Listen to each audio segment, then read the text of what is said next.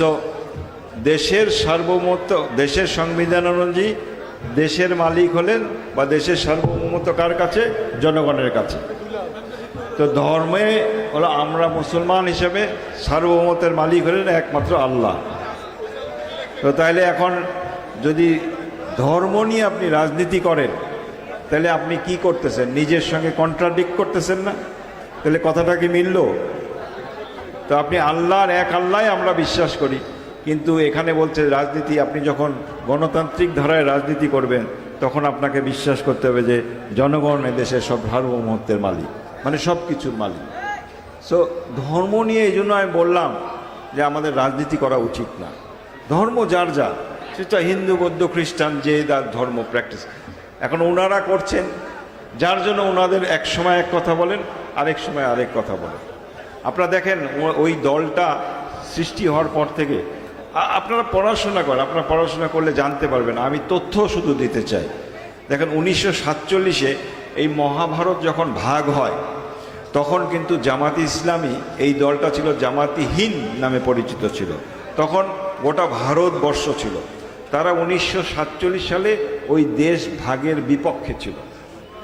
মানে মহাভারত থেকে ভাগ হয়ে তখন পাকিস্তান হয়েছিল আর ভারত হয়েছিল। পাকিস্তান অংশে বেশিরভাগ মুসলমান আর ভারত অংশে আধিক্য ছিল হিন্দুদের।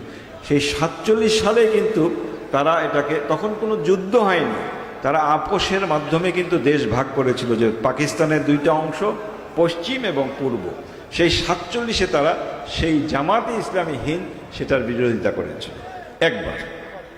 আপনি আসেন 1971 সালে, তাদের ভূমিকা তো আমরা সবাই জানি। তারা কি আমাদের স্বাধীনতার পক্ষে ছিল?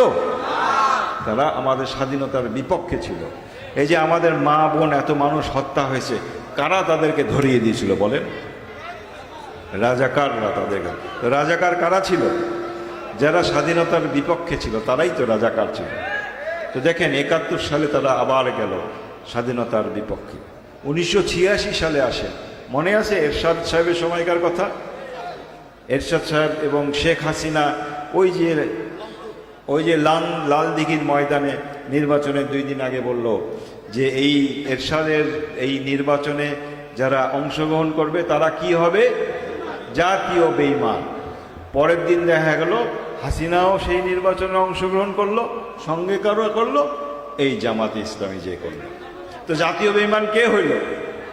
তো 3 বার তারা করলো। এরকম 1995-96 সালেও আমরা দেখেছি তারা হাসিনার সঙ্গে বসে একসঙ্গে বিভিন্ন আলাপ আলোচনা এবং আন্দোলন করেনি? সো দেশের বেশিরভাগ মানুষের বিপক্ষে তারা অবস্থান নিয়েছে ঐতিহাসিকভাবে বিভিন্ন সময়। আমি তাদের দোষ দিচ্ছি না, এটা তাদের ইতিহাস থেকে বলছি যে ওনারা এটা করেছেন। আমরা তো ভাই ইতিহাস মুছতে পারবো চাইলে? আমি অতীতে যা করে আসছি সেটা তো ইতিহাস। আমি চাইলে তো আমার ইতিহাস মুছতে পারবো না। কিন্তু ইতিহাসটা ভালো না, নাকি ভালো?